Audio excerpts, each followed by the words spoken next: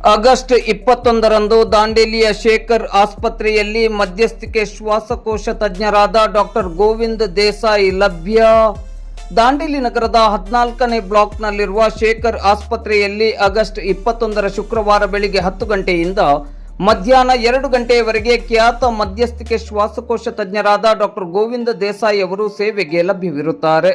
Doctor Govind Desai ಅವರು ಮಧ್ಯಸ್ಥಿಕೆ ಶ್ವಾಸಕೋಶದ ತಜ್ಞರಾಗಿದ್ದು, ಅಸ್ತಮಾ, ಅಲರ್ಜಿ, ಶ್ವಾಸಕೋಶದ ತೊಂದರೆ, ಬ್ರಾಂಕಿಯಕ್ಟಸಿಸ್ಟ್, ಸಿಒಪಿಡಿ, ಐಎಲ್ಡಿ, ಉಸಿರಾಟದ ತೊಂದರೆ, ತೀವ್ರ ಶೀತ, ತೀವ್ರ ಕೆಮ್ಮು ಮೊದಲಾದ ಆರೋಗ್ಯ ಸಮಸ್ಯೆಗಳ ಬಗ್ಗೆ ಸೂಕ್ತ ತಪಾಸಣೆಯನ್ನು ನಡೆಸಲಿದ್ದಾರೆ.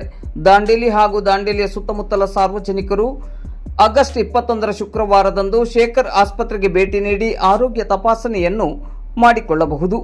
ಡಾಕ್ಟರ್ ಗೋವಿಂದ ದೇಸಾಯಿ ಅವರು ಪ್ರತಿ ತಿಂಗಳ 2ನೇ ಶುಕ್ರವಾರ ಬೆಳಿಗ್ಗೆ 10 ಗಂಟೆಯಿಂದ ಮಧ್ಯಾಹ್ನ 2 ಗಂಟೆಯವರೆಗೆ ಶೇಖರ್ ಆಸ್ಪತ್ರೆಯಲ್ಲಿ ಲಭ್ಯವಿದ್ದು, ಇದರ ಪ್ರಯೋಜನವನ್ನು ದಾಂಡೇಲಿ ಹಾಗೂ ನಗರದ ಸುತ್ತಮುತ್ತಲ ಸಾರ್ವಜನಿಕರು ಪಡೆದುಕೊಳ್ಳುವಂತೆ ಶೇಖರ್ ಆಸ್ಪತ್ರೆಯ ಮುಖ್ಯಸ್ಥರಾದ ಡಾಕ್ಟರ್ ಶೇಖರ್ ಹಂಚಿನಾಳ್ ಮಠ್ ಅವರು ಮಾಧ್ಯಮದ ಮೂಲಕ ವಿನಂತಿಸಿದ್ದಾರೆ.